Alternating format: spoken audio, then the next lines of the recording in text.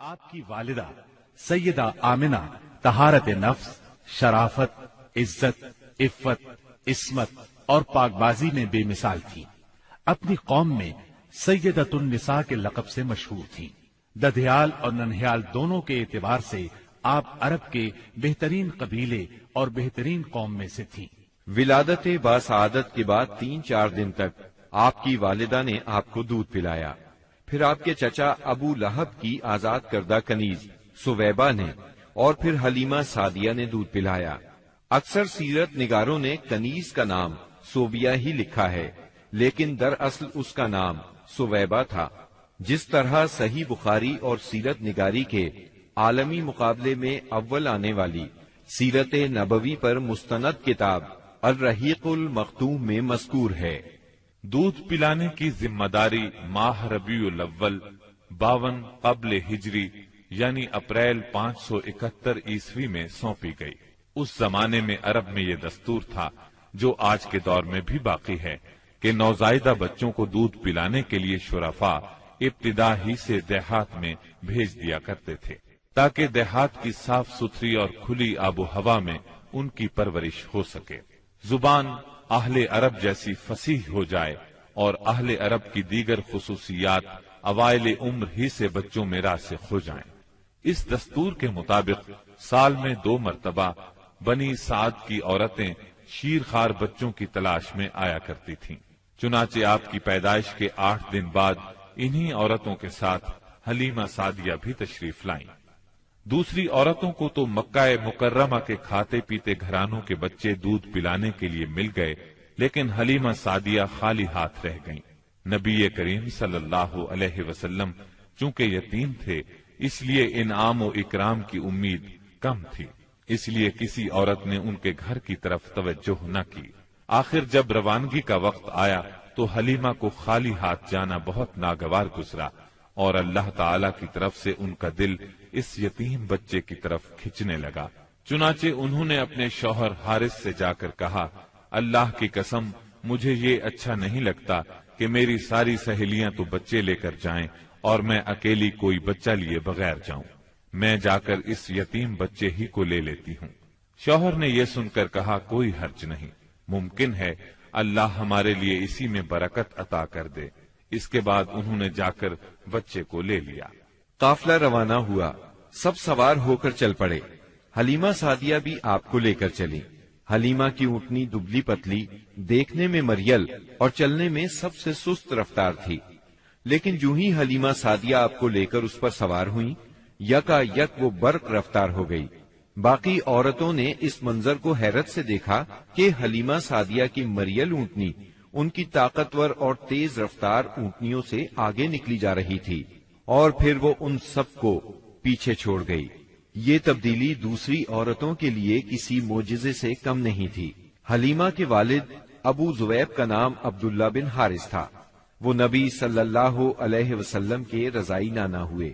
حلیمہ کے شوہر کا نام حارث بن عبد العزیٰ تھا، یہ دونوں ہی قبیلہ سعد بنی بکر بن حوازن سے تعلق رکھتے تھے۔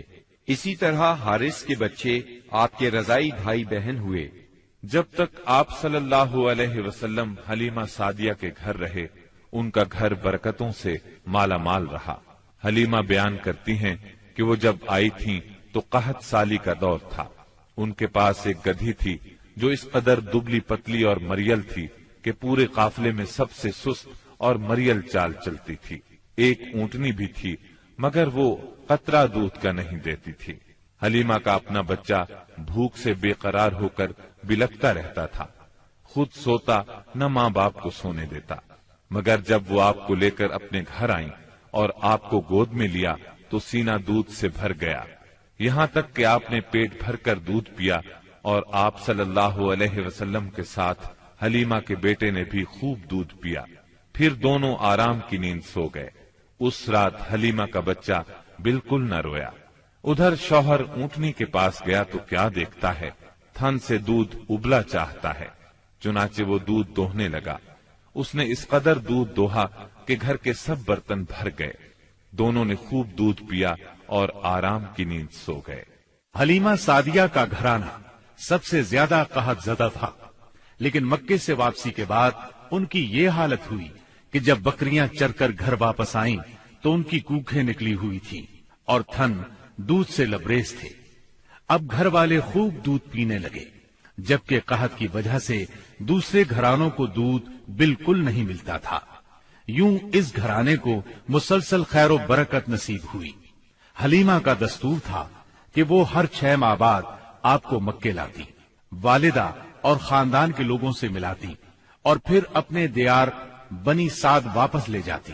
جب مدت رضاعت پوری ہو گئی تو دودھ چھڑا کر آپ کی والدہ کے پاس لائی۔ اب تک وہ آپ کی وجہ سے خیر و برکت دیکھ چکی تھی، اس وجہ سے چاہتی تھی کہ آپ کو ابھی ان کے پاس ہی رہنے دیا جائے۔ چنانچہ انہوں نے آپ کی والدہ سے کہا، کیوں نہ آپ بچے کو ابھی میرے پاس ہی رہنے دیں تاکہ یہ اور مضبوط ہو جائے، مجھے مکے کی وبا سے ڈر لگتا ہے۔ والدہ اس پر راضی ہو گئیں اور حلیمہ آپ کو لے کر خوش خوش اپنے گھر آ گئیں۔ اس طرح آپ قریباً 2 برس تک وہیں رہے۔ پھر آپ کے سینہ مبارک کو چاک کرنے کا واقعہ پیش آیا۔ اس واقعے سے خوفزدہ ہو کر حلیمہ اور ان کے شوہر نے آپ کو آپ کی والدہ آمنہ کے حوالے کر دیا۔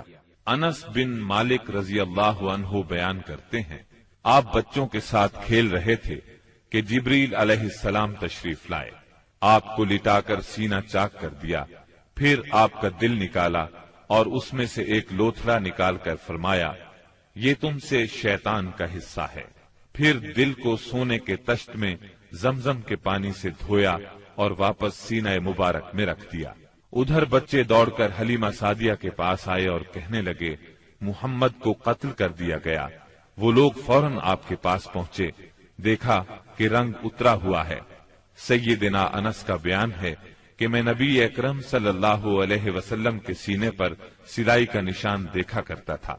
اس واقعے کے بعد آپ کو مکے پہنچا دیا گیا اور آپ نے اپنی ماں کے سایہ محبت میں اپنے خاندان کے اندر کوئی 2 برس گزارے۔ پھر والدہ، دادا اور ام ایمن کے ساتھ مدینہ منورہ کا سفر کیا، جہاں آپ کے والد کی قبر بھی تھی اور دادا کا ننھیال بھی تھا۔ آپ مدینے میں 1 ماہ رہ کر واپس ہوئے تو راستے میں آپ کی والدہ بیمار ہو گئیں اور مقام ابوا پہنچ کر انتقال کر گئیں۔ انا للہ و انا الیہ راجعون، انہیں وہیں دفن کیا گیا۔ اب بوڑھے عبد المطلب آپ کو لیے مکے پہنچے۔ ان کے دل پر آپ کی والدہ کی وفات کی وجہ سے گہرا اثر تھا۔ آپ کے لیے ان کے دل میں ایسی محبت پیدا ہوئی کہ خود ان کے اپنے بیٹوں کے لیے ویسی محبت نہ تھی۔ وہ آپ کی بہت قدر کرتے، اپنی اولاد سے بڑھ کر چاہتے، خوب اکرام کرتے، اپنے لیے تیار کرائے گئے خاص فرش پر انہیں بٹھاتے، اس فرش پر کسی اور کو نہ بیٹھنے دیتے، پیٹھ پر ہاتھ پھیرتے، آپ کی نقل و حرکت دیکھ کر خوش ہوتے۔ انہیں یقین تھا کہ مستقبل میں آپ کی نرالی شان ہونے والی ہے، لیکن ابھی آپ کی عمر 8 برس 2 مہینے کی ہوئی تھی کہ عبد المطلب بھی انتقال کر گئے۔ اب آپ کے چچا ابو طالب نے آپ کی کفالت کا بیڑا اٹھایا۔ یہ آپ کے والد کے سگے بھائی تھے، انہوں نے بھی آپ سے خاص رحمت اور شفقت برتی۔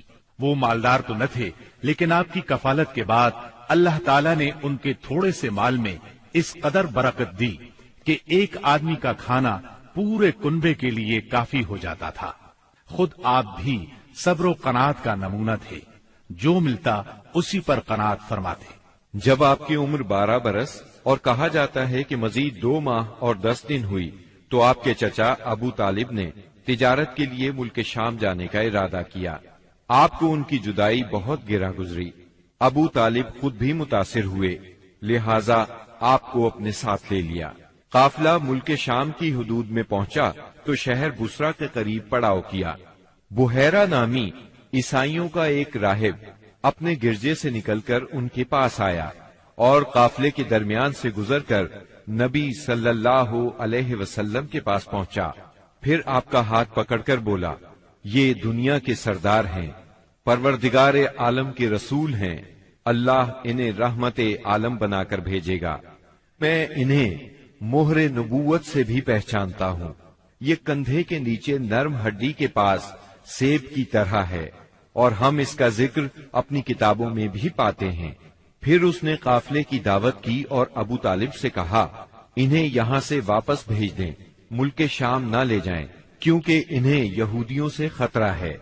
اس پر ابو طالب نے غلاموں کے ہمراہ آپ کو مکے بھیج دیا۔ جب آپ کی عمر 15 برس ہوئی تو ذیقات کے مہینے میں اوکاس کے بازار میں ایک لڑائی ہوئی۔ اس لڑائی میں ایک طرف قریش کے قبائل تھے اور دوسری طرف قیس اور اعلان کے قبائل تھے۔ دونوں میں گھمسان کا رنگ پڑا، فریقین کے کتنے ہی آدمی مارے گئے، لیکن پھر انہوں نے صلح کر لی اور طے پایا کہ دونوں طرف کے مقتولین گنے جائیں، جدھر زیادہ ہوں ادھر والے زائد مقتولین کا خون بہا لے لیں۔ اس کے بعد جنگ ختم ہو گئی اور باہمی دشمنی کو ختم کر دیا گیا۔ اس جنگ میں نبی کریم صلی اللہ علیہ وسلم بھی شریک تھے، لیکن آپ نے لڑائی میں براہ راست حصہ نہیں لیا، اپنے چچاؤں کو تیر تھماتے تھے۔ اس جنگ کا نام جنگ فجار ہے۔ یہ نام اس لیے مشہور ہوا کہ اس میں حرام مہینے کی حرمت پامال کی گئی۔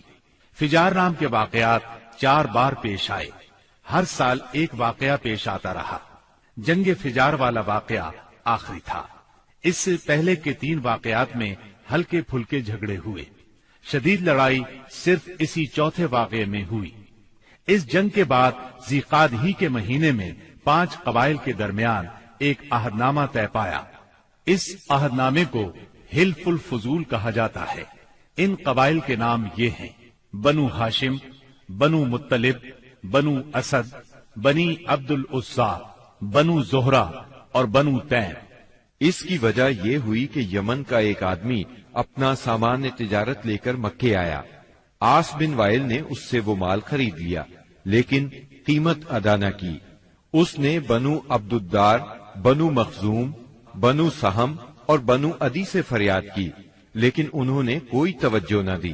چنانچہ اس نے ابو قبیس کے پہاڑ پر چڑھ کر چند اشعار پڑھے، جن میں اپنی مظلومیت کا نقشہ کھینچا اور آواز لگائی کہ کوئی تو اس کا حق دلانے کے لیے اس کی مدد کرے۔ اس پر زبیر بن عبد المطلب نے دوڑ دھوپ کی، لہذا اس قبیلے کے افراد بنو تیم کے سردار عبداللہ بن جدعان کے گھر میں جمع ہوئے اور آپس میں عہد و پیمان کیا کہ مکے میں جو بھی مظلوم نظر آئے، خواہ مکے کا رہنے والا ہو یا کسی اور جگہ کا، یہ سب اس کی حمایت میں اٹھ کھڑے ہوں گے۔ انہوں نے عاص بن وائل سے بھی اس کا حق لے کر اس کے حوالے کیا۔ اس عہد و پیمان میں آپ بھی اپنے چچاؤں کے ساتھ تھے۔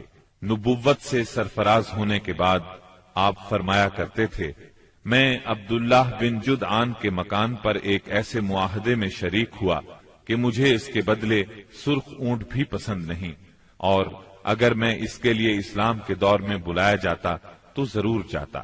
نبی اکرم صلی اللہ علیہ وسلم یتیم پیدا ہوئے اور اپنے دادا پھر چچا کی کفالت میں رہے۔ والد سے وراثت میں جو کچھ ملا تھا اس سے کچھ نہیں ہو سکتا تھا۔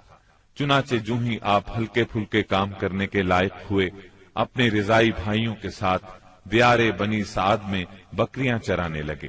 پھر جب مکہ معظمہ آئے تو وہاں بھی چند قیرات کے عوض اہل مکہ کی بکریاں چرائیں۔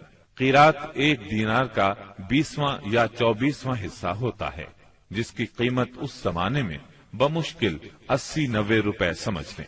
کم عمری میں بکریاں چرانا انبیاء کی سنت ہے۔ ایک بار عہد نبوت میں آپ نے فرمایا، کوئی بھی نبی نہیں گزرا مگر اس نے بکریاں ضرور چرائیں۔ پھر جب آپ جوان ہو گئے تو تجارت شروع کی۔ بعض روایات کی روح سے آپ صائب بن ابی صائب کے ساتھ مل کر تجارت کرتے تھے۔ آپ تجارت میں بہترین ساتھی تھے، لین دین کے معاملے میں لڑتے جھگڑتے تھے، نہ بحث کرتے تھے۔ تمام معاملات میں آپ حد درجے امانت دار، سچے اور پرہیزگار مشہور تھے۔